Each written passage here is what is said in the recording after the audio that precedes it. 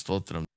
அதுக்கு ஒரு பெரிய இல்லஸ்ட்ரேஷன் 2 ராஜாக்கள் 6ஆம் அதிகாரத்தில் இருக்குது இல்லையா? எலிசா தீர்க்கதரிசி அவனுடைய வேலைக்காரனோடு ஒரு ஊரில் தங்கியிருக்காரு.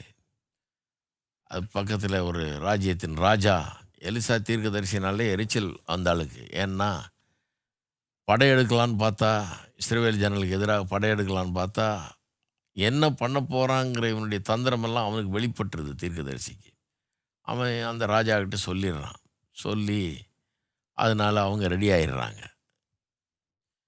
யாரோ இது போய் அங்கே சொல்கிறாங்கன்னு நினச்சிட்டு இருந்தவனுக்கு சொல்லப்படுகிறது, இல்லை இல்லை எலிசான்னு ஒரு தீர்க்கதரிசி இருக்கார், அந்த ஆளுக்கு எல்லாத்தையும் கர்த்தர் வெளிப்படுத்திடுறாரு, அந்த ஆள் போய் சொல்லிடுறாரு அப்படின்னு சொன்ன உடனே அந்த ஆளை பிடிச்சிட்டு வாங்கன்னு சொல்லி இராணுவத்தையே அனுப்புகிறான் பாருங்க.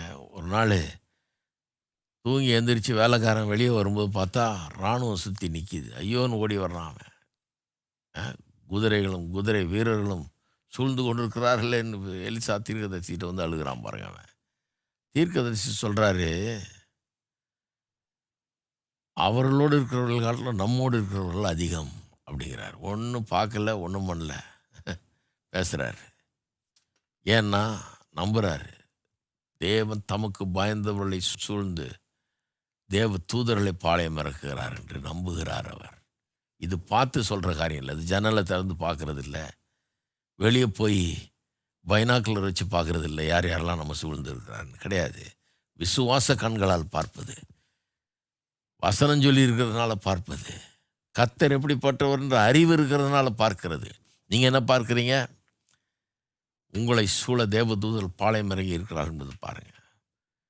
அவர்களோடு இருக்கிறவர்களை காட்டிலும் நம்மோடு இருக்கிறவர்கள் அதிகம்னு சொல்கிறாரு. வேலைக்காரனுக்கு நம்ப முடியல. அப்போ பார்த்துட்டு வந்து எப்படி சொல்கிறீர்ன்றான். எப்படி சொல்கிறீர்? ஒன்றுமே இல்லையான்னு. அப்புறம் எலிசா தீர்க்கதரிசி ஜெபம் பண்ணுறாரு, கர்த்தாவே இவன் கண்களை திறவும்.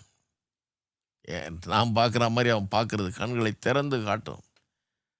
அப்புறம் பார்த்தா தெரியுது, ரதங்களும் குதிரை வீரர்களும், அக்கினிமயமான ரதங்களும் குதிரை வீரர்களும் தெரியுது. பிரமாதமாக இருக்குது காட்சி. அக்கினிமயமான ரதங்களும் குதிரை வீரர்களும் தெரியுது அவங்களுக்கு.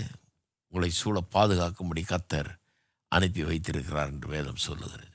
விசுவாசியுங்கள், தேவ தூதருடைய பாதுகாப்பை விசுவாசியுங்கள். இந்த காலகட்டத்தில் கர்த்தர் உங்களை காக்கும்படியாய் சித்தமுள்ளவராக இருக்கிறார். உங்களுக்கு அவர் நோக்கத்தை வைத்திருக்கிறார். அழிந்து போகிற நோக்கம் இல்லை, வாழுகிற நோக்கம், அவருடைய சித்தத்தை செய்கிற நோக்கத்தை கர்த்தர் உங்களுக்காக வைத்திருக்கிறார்.